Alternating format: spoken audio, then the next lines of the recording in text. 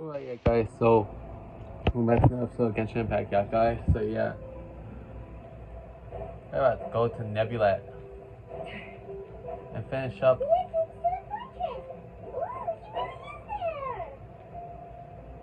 Yeah, let's go, bro. Let's do this shit.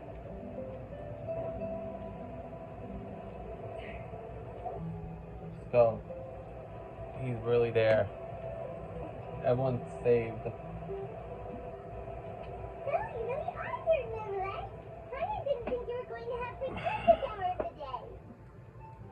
Really? Oh, I suppose you must have met Mr. Linny. He took the time to greet me earlier when he passed this way. In any case, you came at a good time. I was just considering reaching out to you to set up a meeting, so I may explain some things that I haven't had the time to before. Aw, I'm glad that you remember. Yeah. Thank you for keeping us on your mind, what with you being busy and all. Alright, let's have it then.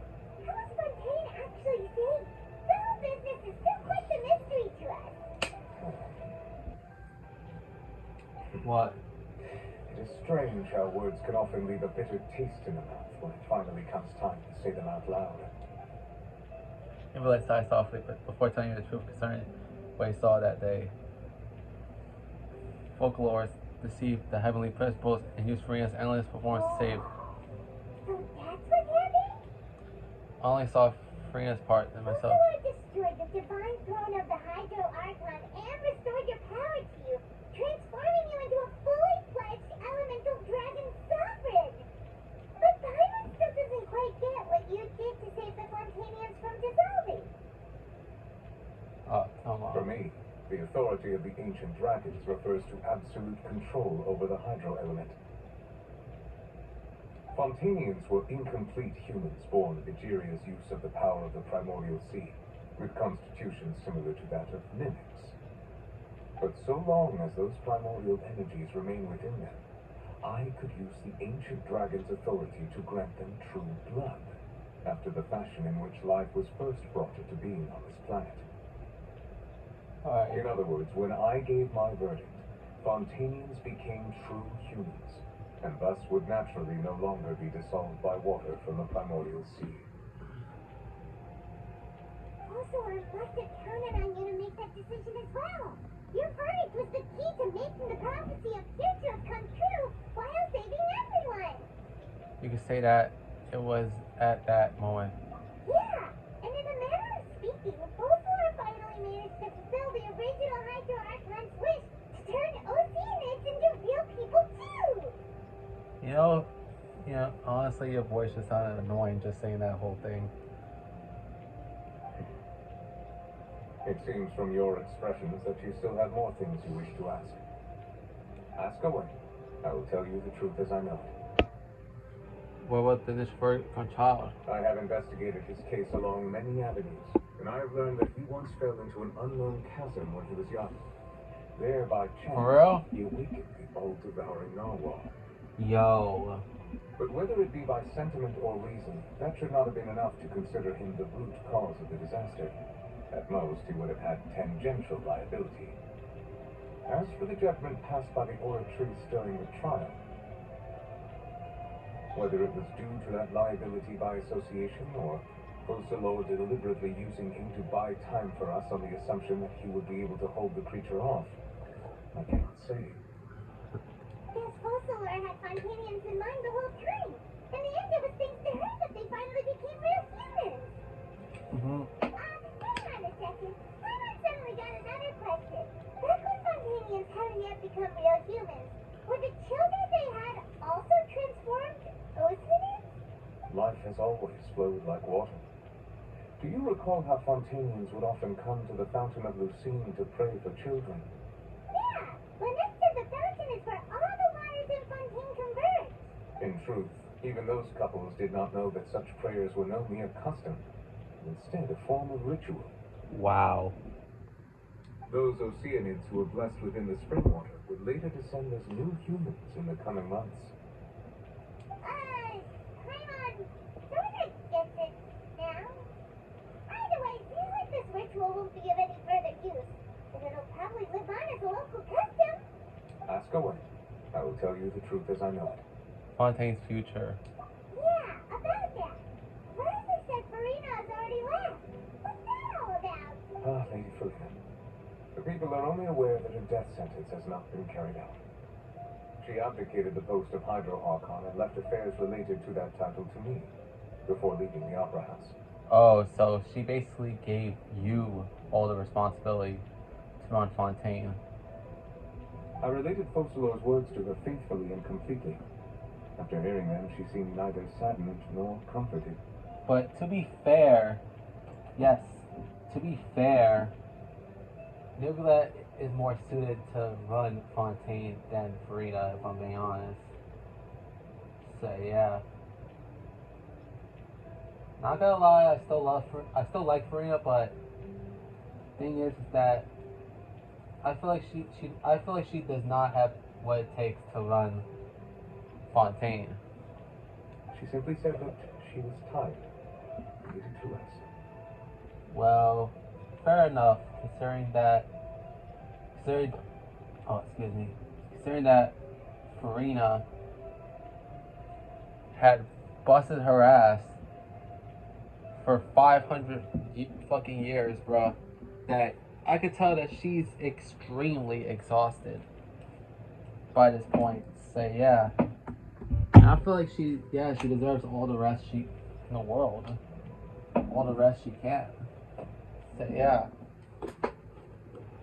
like if you ran a location for a long time, then you deserve all the rest in the world after you're done. So yeah, that's what I would have done, because running a location is extremely difficult and you have the highest amount of responsibility, bro. So yeah, everything you do when you're running a location is up to you.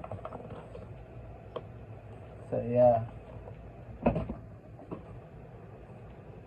Anyways, let's continue on. Having said that, she then packed her things and moved out of the Opera House. Not unlike how an ordinary person might.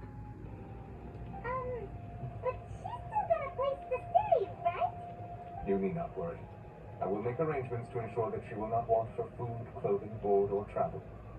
In truth, I am somewhat happy for her. The wear and tear on her spirit will, of course, take time to heal. But now that she no longer has to play the role of Focalor the Hydro Archon, she can finally lay down her burdens and lead a normal life. Yeah, that's actually pretty cool that Farina now gets to rest and no longer play a part of the Hydro Archon. So yeah. And if you're keeping focus, I think this is the second time that an Archon has decided to just be a regular person at the end. Because remember, all the way back in chapter 1, yeah guys, in Leeway, Sean Lee, aka Rex Lapis, also decided to become a normal human after retiring from being an Archon. So yeah. So yeah. What? Second Archon, I think so far third person overall up to this point. Or at least to the point where I'm playing in. Because remember, another person who decided to become a normal person was the Cloud Retainer, Jean Yoon. So yeah. What about you then?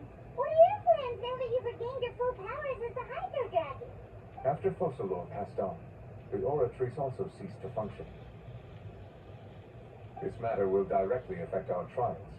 After much careful consideration, I've decided to take over its role in our courts. From now on, I shall hear cases and pass verdicts by myself. Looks like you're still considering stuff from the perspective of the Udex, huh? As an elemental dragon, there are indeed many things that I must do. But this power and this duty, in a manner of speaking, you could say that both were granted to me. As such, before I attend to my other responsibilities, I must first and foremost continue to serve Fontaine as its highest judge. The duty of the Hydro Sovereign and the duty of the Eunuchs shall coexist within my person. Additionally, the Hydro Archon's departure has brought about another problem, which is that the Opera House shall no longer produce indemnitium. Indemnitium? What the hell? That power was derived from the people's faith in the Hydro Archon, wasn't it? Wait, but the various mechs and machines in the city are all still okay. Where are they getting their energy from? As I am now, I have full command over New Lucia, and it can serve as a complete substitute. Another reason why I cannot quite leave Fontaine immediately. Wow. This ancient dragon's authority stuff is really quite useful, huh? Ask away. I will tell you the truth as I know it. Okay. Well, Fontaine's gnosis. Oh, that's right! Please say you've given it to the knave as a diplomatic gift or something! Leaving aside their intentionality, the two Fatui Harbingers have indeed done much for us during this crisis. Their sole remaining goal in Fontaine, at least at this point, would seem to be the Gnosis. The Oratrice has ceased to function. The Hydro Archon's divine throne is now no more. I do not need the Gnosis's power.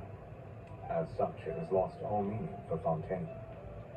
If the Fatui have impure designs, we might as well accede to their requests now and avoid unnecessary conflict.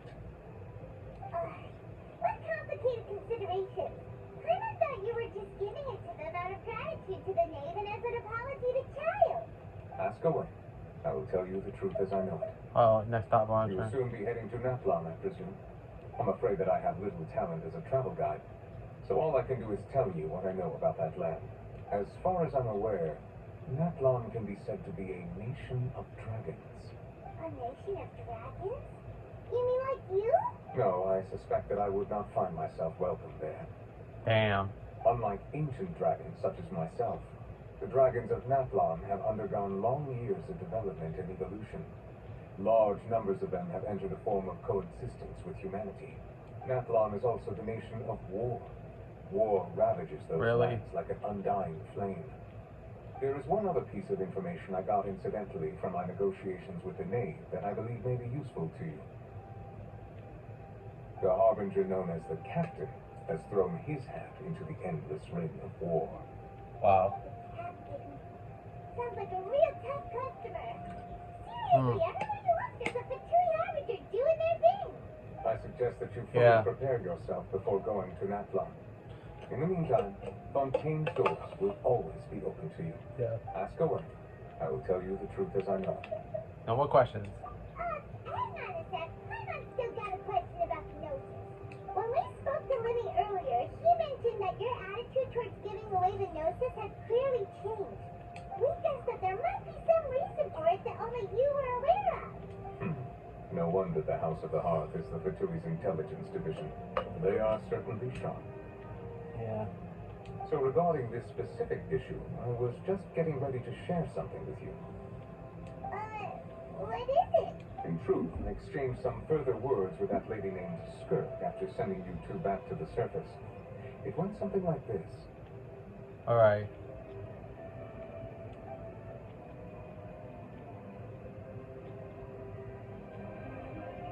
Alright, what happened? See, let's hear those words, yeah, guys. Say, yeah. Well, we're going to head topside to see what's going on. You hurry over soon as well, all right, Neuvillette? What next? The all-devouring narwhal isn't here, so I'm no longer getting any interference. I can finally catch the scent of your power. What it's made of. It is the authority of the planet's primordial dragons.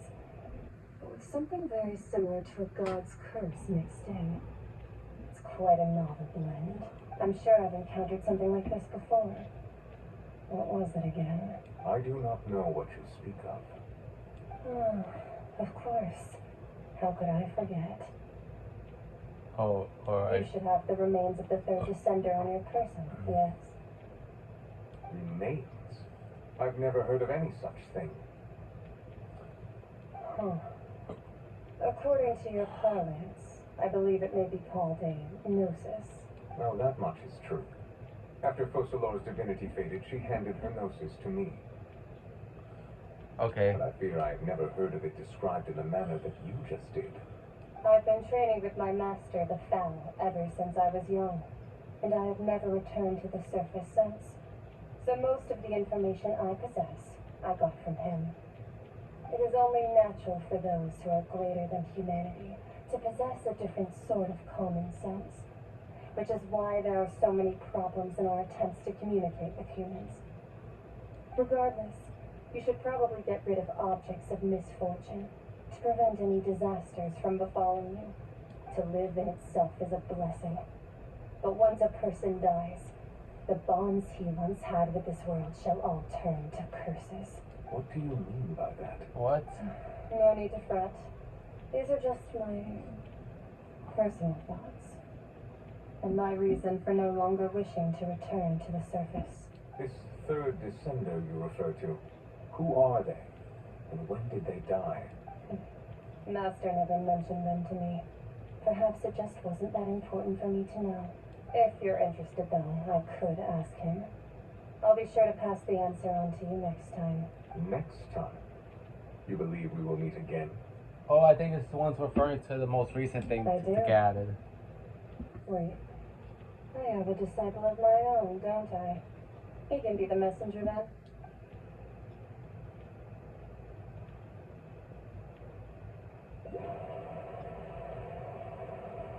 That's what she told me.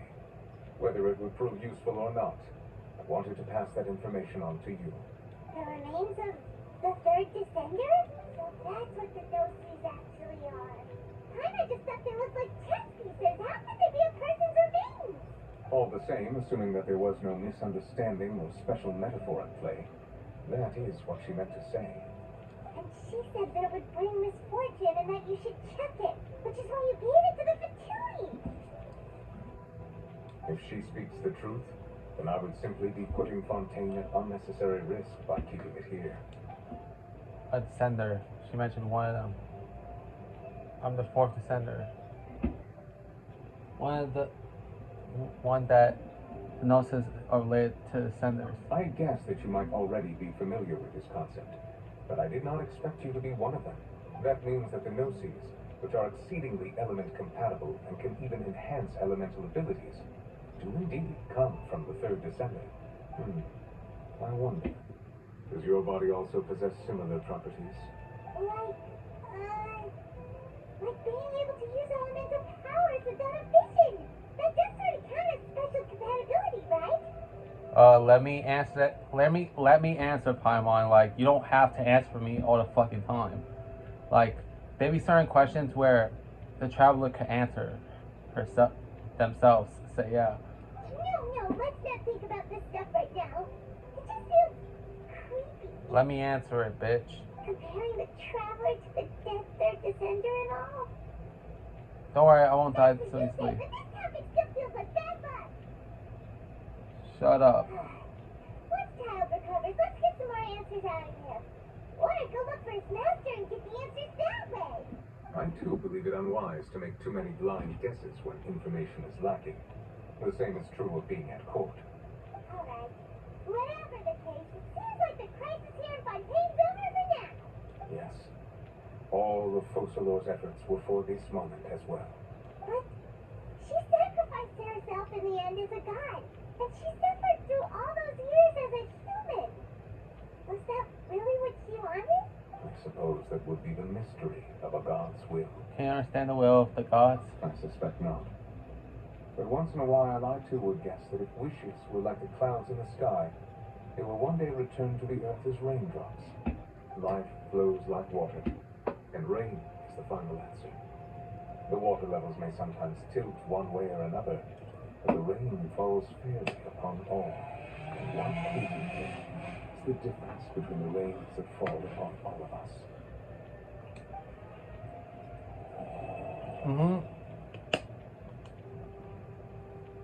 Complete this one, so that means many of the story quests we unlock, bro.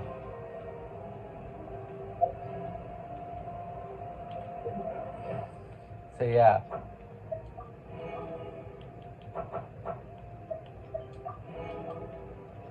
Oh yeah, it's an Act. There's an Act 6, bro.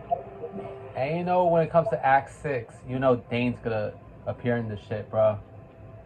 Because so far, what I know of for Act 6 when it comes to different chapters, is that Dane appears every 6th act of each chapter. Not only that, but they also focus on the traveler primarily, looking for their sibling. And on top of that, it also serves as a transition from one location to another. Basically a transitional act.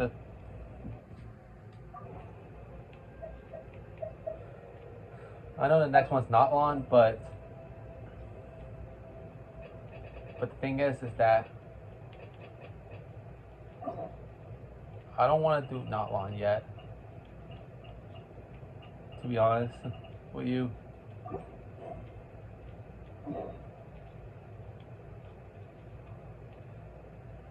I want to do Skirks.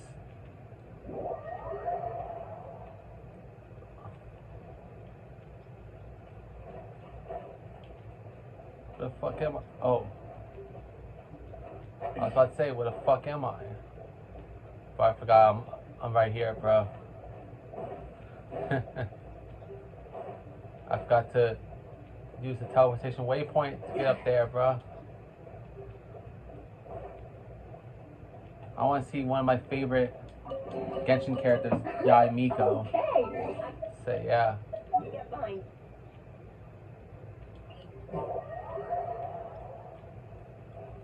Come on, at least let me get a Miko, bro.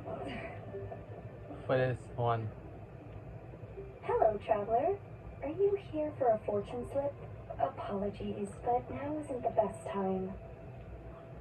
I mean, I still see 3 boxes, so your soul's ready, right? It is, and so are the bamboo slips within. However, we've run out of the corresponding fortune slips. That is, the paper slips expounding on the fortune. That's the thing that happens. That depends on your fortune. We are currently preparing new slips. And how do I check that fortune? Draw a slip. And when I can draw a That slip? depends on your fortune.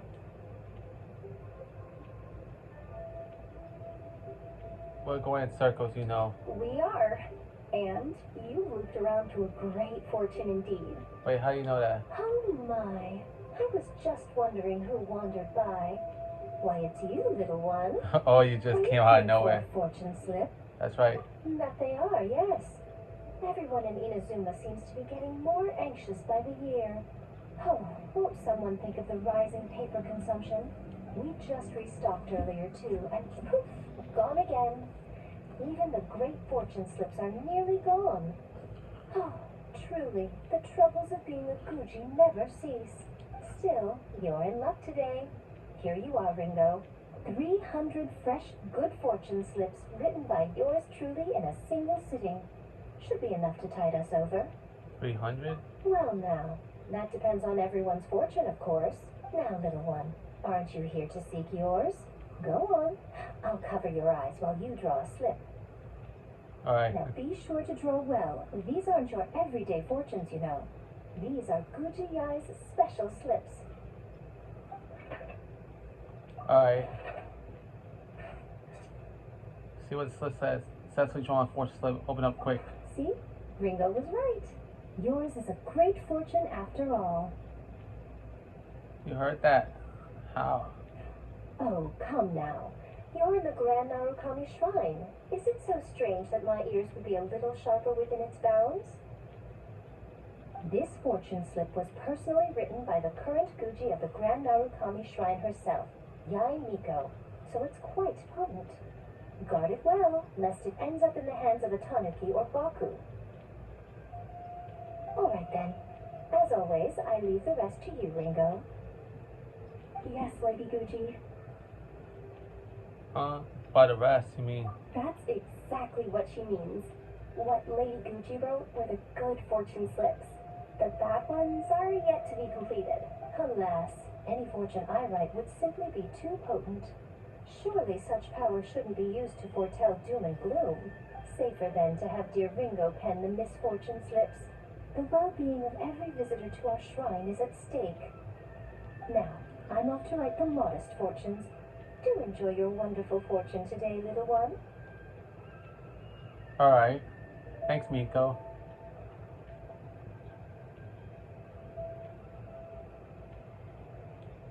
Alright. Please enjoy your wonderful fortune today, traveler. Alright. A special fortune slip. And we got an antidote on top of that. That's cool, bro. That's actually pretty cool, bro. If you ask me, bro.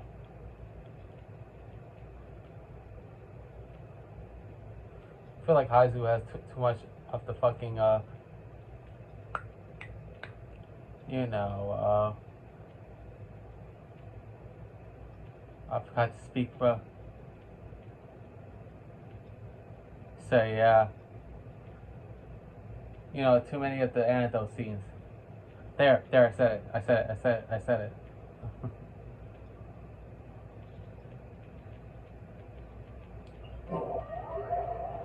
So, yeah. I just didn't know how to say it.